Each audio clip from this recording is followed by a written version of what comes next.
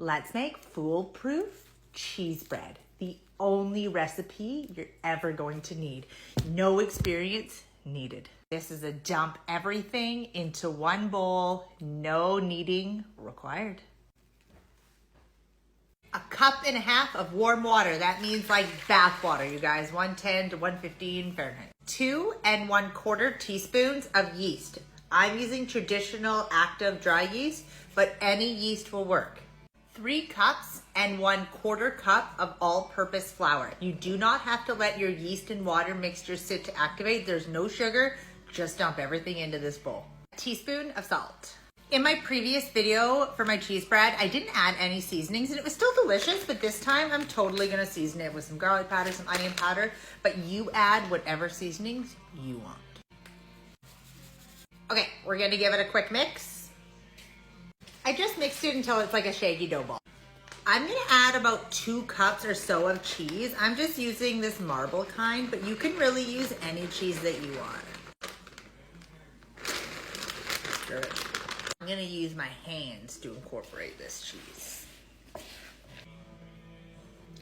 Look at all that cheese. Okay, we're gonna grease our bowl, which just means add a little bit of olive oil or any oil that you have, about a tablespoon or so, just to coat the bowl a little bit. We're gonna put our dough back in, cover it, place it into a warm spot, and leave for about 1.5 hours to rise. Warm spot could be in your oven with the light on. Some people put it on top of their fridge. I have a proof setting on my oven, so I'm gonna use that. But any warm place, just don't put it in your fridge.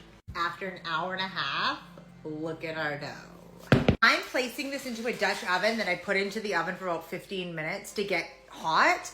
You do not need to use a Dutch oven, especially if you don't have one. I used a pot in one of my last videos. You could use like a bread pan. This dough is foolproof. Put it in any pan or pot you got. Dumping it onto some parchment paper. I like to play with it a little, shape it, make sure it's perfectly round. But that's really it. You could add some extra cheese to the top of this. That'd be really good too, but we're gonna add it to the Dutch oven. It's going into the oven at 450 degrees, covered for about 25 minutes. I like to take the lid off towards the end so the top can get nice and crispy, but I'll let you know exactly how long mine baked for at the end. It smells so good. Oh my goodness.